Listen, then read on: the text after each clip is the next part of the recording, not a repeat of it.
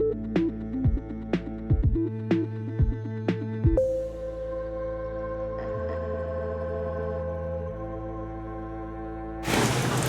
guys, welcome back to releasethecraftin. Priscilla here for day 9 of the Shabby Creep Challenge. I hope you guys are enjoying it so far. It's been like a week of amazing crafts. It's also a channel hop, so you just came here from Wasteland Creations. She was yesterday. And then tomorrow, you're going to go to Olena Spicer's channel. Don't worry, I will link both in the description below so you know where to go if you missed a day. If you have missed a few days, don't worry, there's a playlist, which hopefully by now I've put together and stuck to this video as well. And you know, there's a calendar if you want to just manually go look and see what all the other ones were. This is a challenge / channel hop, and I've said those words already because I've lost my train of thought. At any rate, it is my day. It is day 9. We're doing Lovely and Lace, and that's my prompt for today. So I'm going to show you guys what I made, and then I'm going to show you how I made it. Again, don't forget to check out Olena Spicer tomorrow and see what she does for crocheted. What did I make? I made these. And I love them. These little, like, spooky eye embellishments. They're like little lace flowers with these little creepy eyeballs in them. And you guys, the eyeball, like, it's like movable. Not this one. That one's tight and really tight. But some of them, you can move it back and forth. So you can get, like, a good angle, so it's always watching you. Or, you know. But, like, how cool are these? Stay tuned and see how we made them, okay? Okay, so like I said, we're doing Lovely and Lace. I'm reminding myself, not you guys, as I'm doing this voiceover. And I got to pull out all the coffee-dyed lace I was just talking about in my last one. And, well, maybe not just talking about it. There's been some videos between then, right? I got to pull out all my laces. I sorted them all out into piles based on, like, types, so I knew what I was working with. And then I'm taking the ones that have, like, that little band on the top. I don't know what it's actually called. The part where it's been, like, hemmed together nicely. I'm going to take those ones, I'm going to take some embroidery floss, and I am going to just weave my needle through probably about 1/4 of an inch at a time. I'm just really eyeballing it. I don't have to be too, like, super precise.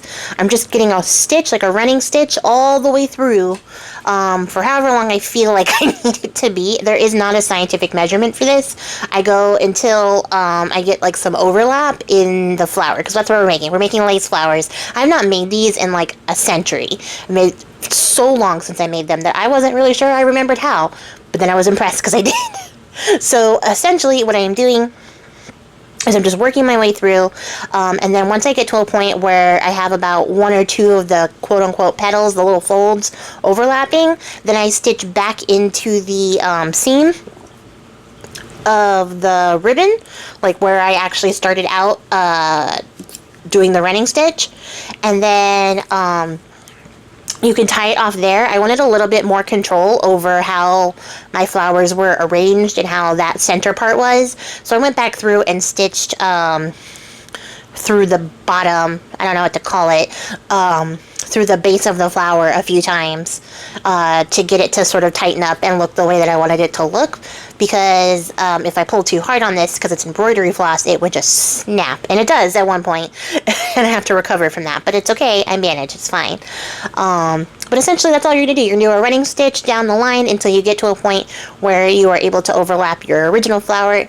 You'll do that by tugging on the string. I only used one, like, thread folded in half to get, like, a double length of thread. If you would like to use more, you can. It's just going to be trickier to pull because it'll be thicker and there's, you know, like, fiber you're trying to get through. Just be mindful as you're pulling that embroidery floss is not, like, impervious to snapping. It would be better to use thread, but I had embroidery floss. I have a lot of embroidery floss, so that's what I'm using. But essentially, you're just going to do that running stitch, and then pull a little bit as you go to see where you're at. And then, did I do this one already? Hold on. Okay, the way in which I just gaslight myself into thinking I had put 2 of the same clip in is amazing. I did that. You haven't seen this yet. I haven't done this part with you guys yet, but I thought I did. So, yes, the things that I said previously, apply that to now. And then, like I said, if you want more control over how the flower actually lays out, tightening up the stitch by sewing through the bottom of the flower, like the base of the flower, will help you achieve that. And that's how I sort of got around the fact that embroidery floss snaps. So once I get, like, all my little flowers stitched up however many I wanted. What I'm going to do is cut some chunks of this like looser ribbon lace ribbon, that's not the word for it, just looser laces, and then ribbons of lace is the thing that I'm thinking about, like those fabric lace. That's what I'm thinking. Those are words. Words are really hard. I'm going to cut them up, get some nice piles, and then I'm going to add another technique for making lace flowers. These can be usually done separately, but I wanted a lot of body on these, and you'll see why as we go. But I'm going to add in some little cut up bits of the lace and fold them up in a way to make them look like petals to fill out our flowers. I think if I was going to make a bunch of lace flowers, this is probably the technique I would use because they come out really full and nice. And I like how they came out. And I think that they are perfect for this shabby chic thing that we are doing here because they look very shabby, and the color makes them creepy, so they're less chic and more creep. But they're going to get creepier, don't worry. Stay tuned, it's gonna happen. But essentially what I'm doing here is choosing between like making little quarters of the lace and making little half folds of the lace, and sort of not doing perfect like folds so that they get overlapped and there's a lot of like difference in the way that the lace lays, so that you get this difference in texture and definition. And then at some point I decide that using this clamp is a lot better than using my fingers to touch all the sticky glue, because I really hate that. So like, thank you, past me, for being so generous and using your brain to figure out how to use the tools at your disposal to not get glue all over your dang fingers. It still got there, but it wasn't as bad as it could have been. And then eventually I get to the point where I decide that some of these need to have some more lace on the bottom because they're not as full looking as I want them to be, and there's some more potential there. So I do add that to the bottom. So you can do it either way. You can add it all to the center and get sort of like a carnation looking flower up top, or like an open rose on top, or you can add it to the bottom and get something that can't be defined with words. But it's flower shaped and it looks like a flower and it works. But yeah, this was like a way back throwback for me. Like, I haven't made these since I started like junk journaling, because that's like the thing that I saw when I started, was everybody making these shabby chic books, so it was like something I thought I had to do. So it was techniques that I learned, and I haven't used it, which was really interesting and a lot more surprising to me, because I didn't think, I'd be using those skills again, but then I did this challenge and here we are. And then, because like I said, I decided that some of these needed more, I went back and added some more, either to the tops, to the bottoms, and the middles, wherever I felt it needed. And you can do that too, just keep fleshing it out until you feel like you get like a good sized flower that has the look and body you want. And then I have these like glass beads on this bracelet that I don't like, so I was gonna turn it into like beaded stuff anyways, but then I thought, I gotta make this like shabby crepe, right? And what would be creepier than an eye? And then that gave me like more nostalgia, because one of my earliest videos on this channel is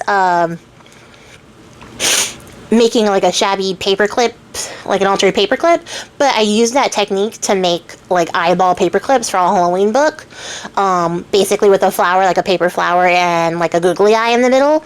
And I loved those, and I was sad to give the book away because it was a swap, but I was like, oh, you get to make some now. This thought process has never ended. Putting eyeballs into like shabby flowers has always been a thing for you. So I got to like recall that, but like I'm a little bit fancier than my original version by painting them myself. So essentially all I have here are acrylic paints. These are glass beads, but they're going to take the acrylic paint just fine.